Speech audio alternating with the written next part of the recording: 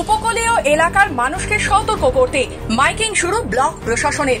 দুর্যোগপূর্ণ আবহাওয়া সতর্কবার্তা পৌঁছতে সুন্দরবনের উপকূলীয় এলাকার ব্লক অফিসগুলোতে বিভিন্ন পদক্ষেপ গ্রহণ করা হয়েছে। মঙ্গলবার সকাল থেকে উপকূলীয় এলাকাগুলোতে সাধারণ মানুষকে সতর্ক করতে চলছে মাইকিং। আলিপুর আবহাওয়া দপ্তরের পূর্বাভাস অনুযায়ী ইতিমধ্যেই বঙ্গে ঘূর্ণাবর্ত শুরু হয়েছে। তার আছড়ে পড়বে কয়েকদিনের মধ্যেই এই উপকূলবর্তী এলাকার। তার জন্য আজ সকাল থেকে দক্ষিণ 24 পরগনা জেলার সাগর, পাথর, নামখানা, ফেজারগঞ্জ উপকূলবর্তী এলাকার যে সমস্ত মানুষজন রয়েছে সেই সমস্ত মানুষজনকে সচেতন করার জন্য ইতিমধ্যেই ব্লক প্রশাসনের পক্ষ থেকে মাইকিং প্রচার শুরু করা হয়েছে। এমনকি 3টে কন্ট্রোল রুমও খোলা হয়েছে বলে ব্লক প্রশাসন সূত্রে জানা যাচ্ছে। তবে যেটা দেখা গেল সকাল থেকেই যে এই দক্ষিণ 24 পরগনার যে প্রত্যন্ত এলাকায় বা এই যে সমুদ্র সৈকত, সেই সমুদ্র সৈকতে ইতিমধ্যেই পর্যটকদের আগমন রয়েছে। আর সেই পর্যটকদের নিরাপত্তার জন্য ব্লক প্রশাসন থেকে শুরু করে সিভিল ডিফেন্সের যারা কর্মী রয়েছেন তারা সমুদ্র সৈকতে নজরদারি চালাচ্ছে।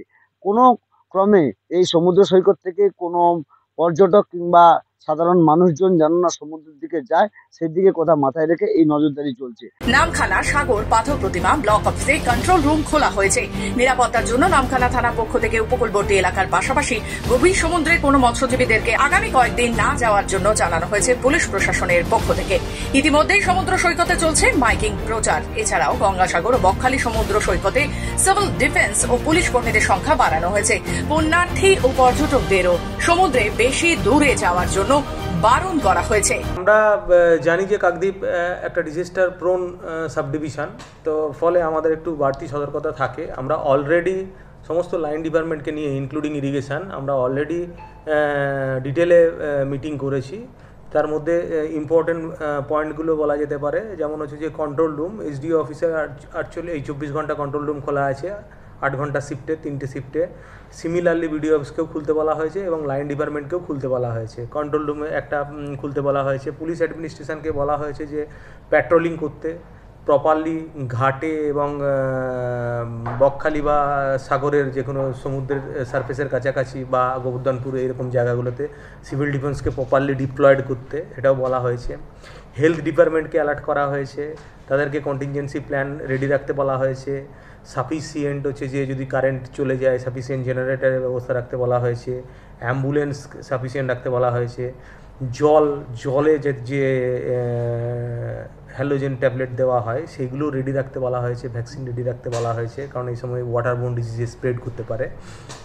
এবং লার্জ নাম্বার পেশেন্ট একসাথে যদি চলে আসে সেগুলোকে অ্যাকোমোডেট করার মতো ব্যবস্থা রাখতে বলা হয়েছে। জেলা প্রশাসনের নির্দেশে এখানে কন্ট্রোল রুম অ্যাক্টিভ করে রেখেছি। আমাদের যারা উপকূলবর্তী যে এলাকাগুলো আছে সেখানে সিভিল ডিফেন্সদেরকে মোতায়েন করা হয়েছে। মাইকিং আমরা কনস্ট্যান্টলি করছি, যাতে যেহেতু অমাবস্যা পোর্টাল আছে, কোনো টুরিস্ট, কোনো পিলগ্রিম সমুদ্রের ভিতরে যাতে বেশি না যায়, কোনো ঘটনা না ঘটে, তার জন্য আমরা সবাইকে অ্যাওয়্যার করছি। পর্যাপ্ত মাত্রায় আমাদের কাছে রিলিফ স্টকও আছে, যাতে কি কোনো রকম সিচুয়েশনকে আমরা কমব্যাট করতে পারি। এমনি কোনো রকম সিরিয়াস ব্যাপার বা আতঙ্কিত হওয়ার কোনো ব্যাপার নেই। শুধুমাত্র বৃষ্টি হচ্ছে, তো বৃষ্টির জন্য আমরা কোনো রকম সিচুয়েশন বা কোনো রকম প্রবলেম ফেস করবো এরকম। দক্ষিণ 24 পরগনার সুন্দরবন থেকে রবীন্দ্র দাসের রিপোর্ট, খবর বাংলা।